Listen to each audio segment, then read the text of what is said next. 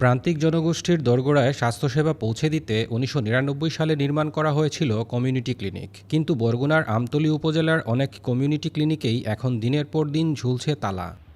উপজেলা স্বাস্থ্য প্রশাসন সূত্র জানায়, প্রায় ৩ লাখ মানুষের বসবাস আমতলীতে। উপজেলার ৭টি ইউনিয়নে নির্মাণ করা হয়েছে ৩২টি কমিউনিটি ক্লিনিক। সরেজমিনে উপজেলার কয়েকটি কমিউনিটি ক্লিনিক ঘুরে দেখা যায়, নির্ধারিত সময়েও কিছু ক্লিনিক তালাবদ্ধ রয়েছে। স্থানীয়দের অভিযোগ, সপ্তাহে ২ থেকে ৩ দিনের বেশি অনেক স্বাস্থ্যকর্মী ক্লিনিকে আসেন না।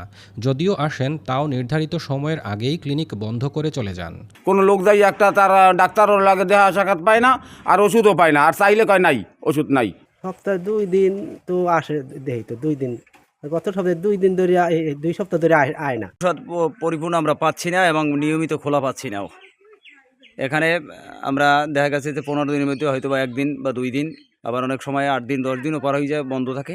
সরকারি হিসাবে প্রতিটি কমিউনিটি ক্লিনিকে 21 ধরনের ঔষধ সরবরাহের কথা থাকলেও বাস্তবে সরবরাহ সীমিত বলে অভিযোগ রয়েছে। তবে ঔষধ সরবরাহ নিয়মিত রয়েছে জানিয়ে বরগুনার civil surgeon doctor Muhammad Abul Fattah বলেন, ঔষধের দোহাই দিয়ে দায়িত্বে অবহেলার সুযোগ নেই। কেউ ক্লিনিকে অনুপস্থিত থাকলে তাদের বিরুদ্ধে আইনানুগ ব্যবস্থা নেওয়া হবে। ওই জায়গায় আমাদের সিএসসিপিরা রেগুলারলি থাকেন এবং তারা ওষুধপত্র রেগুলারলি পান। অথবা ওষুধের দোহাই দিয়ে কোনো সিএসসিপি যদি অনুপস্থিত থাকে তার বিরুদ্ধে আইনানুগ ব্যবস্থা নেওয়া হবে। কমিউনিটি ক্লিনিক দেশের প্রান্তিক জনগোষ্ঠীর জন্য সবচেয়ে গুরুত্বপূর্ণ প্রাথমিক স্বাস্থ্যসেবা কেন্দ্র। তাই স্থানীয়দের দাবি, দ্রুত সময়ের মধ্যে নিয়মিত মনিটরিং, উপস্থিতি নিশ্চিতকরণ এবং প্রয়োজনীয় সরবরাহ ব্যবস্থা জোরদার না করলে গ্রামীণ স্বাস্থ্যসেবার এই গুরুত্বপূর্ণ কাঠামো আরও ভেঙে পড়বে।